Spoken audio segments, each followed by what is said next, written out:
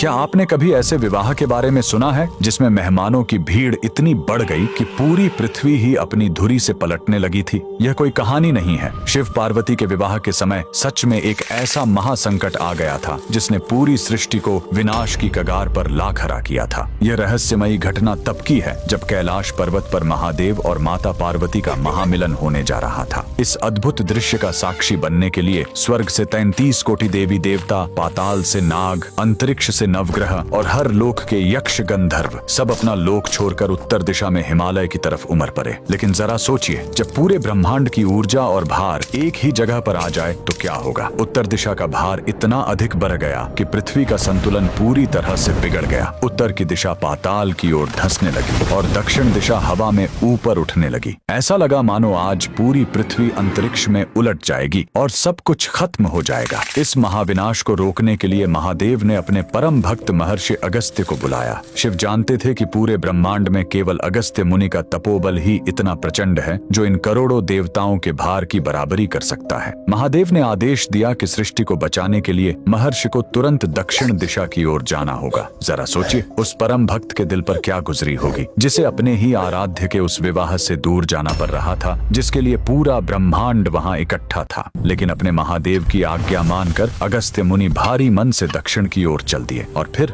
जैसे ही महर्षि अगस्त्य ने दक्षिण भारत की भूमि पर अपना पहला कदम रखा, एक भयंकर चमत्कार हुआ। एक अकेले मुनि के तप और साधना का भार इतना विशाल था कि हवा में उठी हुई पूरी दक्षिण दिशा वापस नीचे आ गई और डगमगाती हुई पृथ्वी का संतुलन पल भर में एकदम ठीक हो गया। अगस्त्य मुनि के इस असीम त्याग से प्रसन्न होकर महादेव ने उन्हें वरदान दिया कि महर्षि को दक्षिण से ही शिव पार्वती के दिव्य विवाह के साक्षात दर्शन होंगे। आज भी तमिलनाडु की पोथिगई पहाड़ियों को महर्षि अगस्त्य का पवित्र निवास माना जाता है। अगर आप भी महादेव और माता पार्वती के इस महामिलन और महर्षि अगस्त्य की इस असीम भक्ति को नमन करते हैं तो कमेंट्स में पूरी श्रद्धा से पार्वती पते हर हर महादेव जरूर लिखें।